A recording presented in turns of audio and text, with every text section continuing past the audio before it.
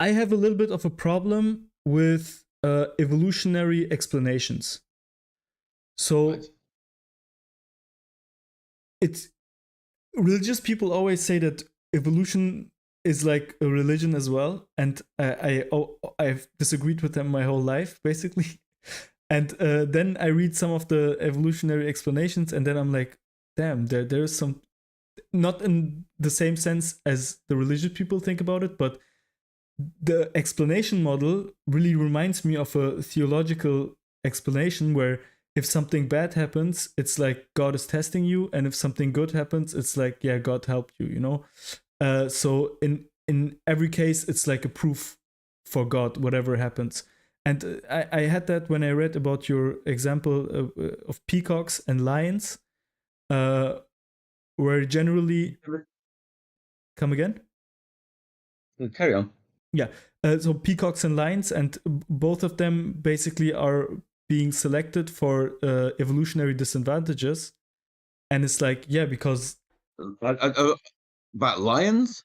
yeah, you had this. I heard this talk that you had This is, with. regarding infanticide, I think I talked about lions, isn't it? No, lions. It I was think peacocks the regarding. big fur. No, I've not written about that. Okay, we can talk about peacocks, but you definitely talked about Okay. peacocks. That I'm Only 99% briefly in sure. passing. Yeah, maybe in passing, but I'm pretty confident that you talked about this.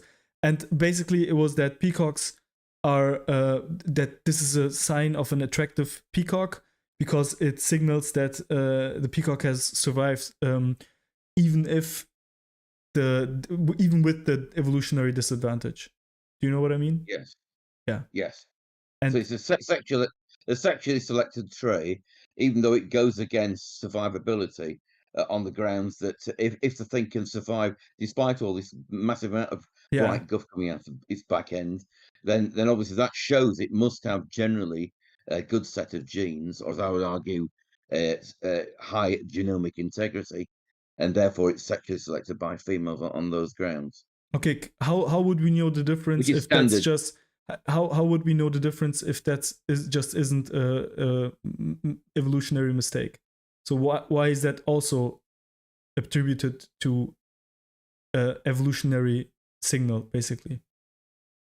You could term it an evolutionary mistake. It's an evolutionary blind alley, and there are quite a lot of species that have gone extinct in exactly that way. The No, excessive male ornamentation is actually, although it's conferred sexual selection advantages, it's actually crashed the species, made them extinct because indeed the males didn't survive. no, you're basically saying that evolutionarily, for example, big fangs signal strength, so it gives the female the signal, okay, this is a good mate because there that's a evolutionarily that's a positive signal. But then we have something that is evolutionarily disadvantageous, and then you also say, yeah, that's also a positive signal. And not only you do that, I think that many evolutionary explanations work that way. This is standard biology. This is very deep seated, many decades old. There's nobody's actually demurs from this line at all. That Okay. sexual selection is distinct conceptually from natural selection, and that otherwise pointless adaptations can occur. Nobody's found any feasible role for the male peacock's tail feathers other than a device for sexual selection. It's got no other advantage at all. Nobody's even posited one. But how would we know the how would we like how would we know the difference if we have the theory that what makes the peacock attractive is what is also evolutionarily advantageous, right? That's the theory. And now we're going around looking in the world of peacocks, and then we have a few signals that are like, I don't know, I'm just randomly making shit up, but like, I don't know, big beak, something like that, and that's like, okay, evolutionarily advantageous, and then we're like, okay, check, that really fits with our theory, And then we have something that is evolutionarily disadvantageous, that is really attractive to peacock females. And then we're like, oh yeah, that's also fitting, because why aren't women then all over 5'2" guys? They were able to survive. Well, but, this is why you have the distinction between natural selection and sexual selection. Purely sexually selected traits, because there's no feasible uh, possible evolutionary advantage from them, then there must be traits there just for sexual selection. I mean, the classic case are all the birds of paradise, all their, again, lots of bright feathering coming out the back end, all these fancy dances and things. Again, nobody has ever come up with any possible evolutionary advantage of that, other than just that effectively it's what's called genic capture. In other words, the tray is an honest signal to display But the overall genetic condition. can't it just be that there is other factors that come into play other than evolutionary advantages? But no one's. But if there were somebody would at least have posited them, nobody's even positive because they're just so. There's nothing that anybody can come up with to even suggest. It's a non-starter argument. But wouldn't I mean the theory is females are attracted to signals of advantages, right? In fight, in survival, and stuff like that, right? That's the theory. Yeah, I mean, good genes. I mean, I've refined it obviously in my review papers. I mean, it's quite obvious that what females are looking for is genomic But integrity, i.e., relative absence of deleterious genetic material in males. but not That's only what they're that, looking for. also fighting, for example, that's not directly genetics, right? So if you have, for example, a male, he's a good fighter, and then that's attractive to female peacocks as well, probably, right? Well, of course it is, because it means that they can defeat the male. To have Yeah. good fighting ability, obviously, that again is genic capture. Your whole constitution has got to gel together really well in order for you to be a successful fighter. That is, that you can best other males. That's the whole name of the game. The whole So name of the game is out competing other males. okay, and then we look at the okay. So the theory is females are attracted to female peacocks are attracted to traits in peacocks that would suggest that they have an advantage, so that they're strong, for Yeah. example. And then we look at the list of things that they're attracted to, and then we see, okay, large beaks. I'm just making it up. I don't know, something else, and then we all of a sudden we see that a big tail is also really attractive, but that's like actually a big disadvantage. And then we just make it up such that we say, okay, because it's a disadvantage, they're here. They have not been naturally, basically evolutionarily aborted. So that's again a positive. So we make a positive from a negative. Yeah, because as I say, there's people have looked into this in depth over many decades. But then our There is theory is never no, wrong. It's always right, but right? but but there's no other hypothesis that anybody's put forward because there's nothing else that's remotely feasible. But then our theory That's is why it never works. wrong. It's not disprovable. Every time we're going to find something that is against our theory, you'll just say, Science is yeah. not about proof. You don't disprove or prove things in science. You have a preponderance of evidence for the theory as against a null theory or as against one or more alternative hypotheses. That's what science is. You don't prove things, but when you get a sufficient likelihood, then you take that temporarily at least as the position, unless any contra evidence comes along. Yeah, And the it's an situation with the peacock's tail is that it's quite clearly a sexually selected trait. There's no other feasible hypothesis that anybody's even proffered, let alone looked into, because it's there's nothing else that's feasible.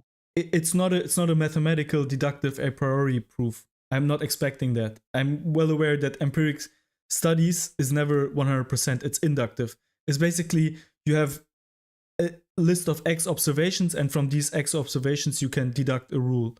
But in this case, there should be, in every case, there should be, in science, there should be statements that would lead to the affirmation of the thesis and statements that would lead to the, what's the opposite of affirmation? Refutation. Sorry, come again? Refutation, yeah. There should be sentences that affirm the thesis and sentences that refute the thesis. So in this case, there is only statements that affirm the thesis. Yeah, but it's in a massively wide context, isn't it? I mean, there's a massive field of looking into sexually selected traits. I've already mentioned about birds of paradise. We know this is a global phenomenon across all sorts of different species. We can see the same sort of thing going on. The peacock's tail obviously seems to fit well into that. So in that wider context, that obviously is further ups the probability that this interpretation is correct. It's not 100%. We can never say that it's proof, but as a working hypothesis, it's right up there in terms of probability. So you don't see any problem with that? No. You don't see any problem with the fact that you have a thesis, and no matter what you will encounter on your research, it will always affirm your thesis. No. It will always affirm your thesis. If you had any contra evidence, obviously then you have to look at it again. What would be an example of the contra evidence? Well, exactly. Where is the contra evidence? I mean, one example would be a peacock with a really peacock females being attracted to really disadvantageous attributes in peacocks. There would be something that normally I think would disprove the thesis that females are interested in advantageous traits. But apparently they're not. So if you can come up with an example of evidence of that, then we can look at it. But nobody's come up with that. It doesn't exist, does it? No, if it existed, we'd know about it. Okay, wait. You're telling me. Listen, Kanek. Female peacocks are only interested in traits that signal advantageous. An advantageous situation versus other peacocks. That's what their attraction is based on. And then I tell you, yeah, but look, they are attracted to peacocks with a large tail. And then you're like, yeah, because that means that they're twice as strong because they survived until now. So it makes no sense. It's just there is no way I can disprove you. How can I disprove you? What would I have to see in peacocks? In peacock attraction that would disprove your statement, because every time I'm telling you something, a situation where female peacocks are interested in an advantageous trait, you say, yeah, that approves my theory. And then if I give you a disadvantage, then you say, yeah, that also approves my theory. We're talking about here the distinction between natural selection and sexual selection. That's precisely why there's that theoretical distinction between the two. You can have traits that obviously confer survivability, and conversely, you can have traits that obviously don't confer survivability, but are obviously sexually selected traits. It's a well-established theory. It applies across species at all different levels of phylogeny all across the world. It might be. I don't know. Obviously, I'm a layman's person. I have no idea, but I still am not satisfied with that explanation, to be honest. I mean. Okay, we can move on. Then why don't you look in the research, look at the data about peacocks, and see if you can find any evidence that female peacocks don't go for either survivability or sexually selected traits. They obviously don't. Otherwise, that would have been found in the literature, and there'd be endless discussion about it. Can you make up an example? Can you make up a scenario, a situation that you would observe with peacocks where you would say, now this is an example, a counterexample to my thesis? If you can't even make it up, Well, obviously it could. If females were attracted to, say you could experimentally dock peacock tails and see how females reacted, and if a significant proportion of females actually preferred the male peacocks without all that guff coming out the back end, then you've got a puzzle, and you've got to look into it. No, then you would say, Yeah. yeah, they're into the smaller tail because it's an advantage from a surviving perspective. Yeah, but that will be evidence against the sexual selection hypothesis, wouldn't it? That's the No, point. why? Why? It's Well, an if advantageous trait from a surviving perspective, and they're attracted to you it. have That fits with your hypothesis, right? you run an experiment. You have a load of peacocks. You have a load of peahens, a load of peacocks. Peacocks, half the male peacocks, you amputate all their brightly coloured tails. The other half, you leave them with the tails, and you see which peacocks the peahens prefer. If a significant proportion of the peahens prefer the peacocks who you doctored their tails, right, that will be evidence that there's something wrong with the sexual selection hypothesis, wouldn't it? People Why? don't do the experiment because I don't know if the experiment's been Wait, done, what? but that's a scenario where you could test it, isn't it? Why? If they would go for the peacocks with the small tail, that would mean that they're attracted to signals of surviving advantages. No, it would mean that they're not attracted to the sexually selected trait, and that would then call into question the sexual selection hypothesis. So that's a scenario where it obviously could test the evidence. There's plenty of scenarios Wait, you what? can look. People don't investigate it because they know it's complete bollocks. It's obviously not going to work. Wait. So it's both. So on one hand, they're attracted to traits that are really bad for surviving, because it means that you survived. That you have. It must mean that you have other traits where you're really strong, right? That's one. Just explain. You said that put forward a scenario where feasibly you could actually question the theory. I've just said you could run that experiment. Okay. Presumably, it must have been done. It'll be done with other species, some experiment, and that way, if you could get evidence against the sexual selection hypothesis, then you've got something to test and further investigate.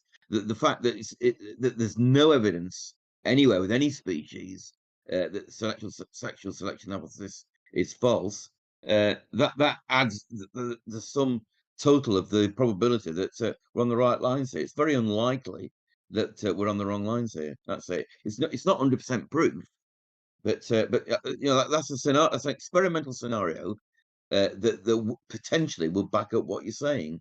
But people don't do it because they know the result anyway.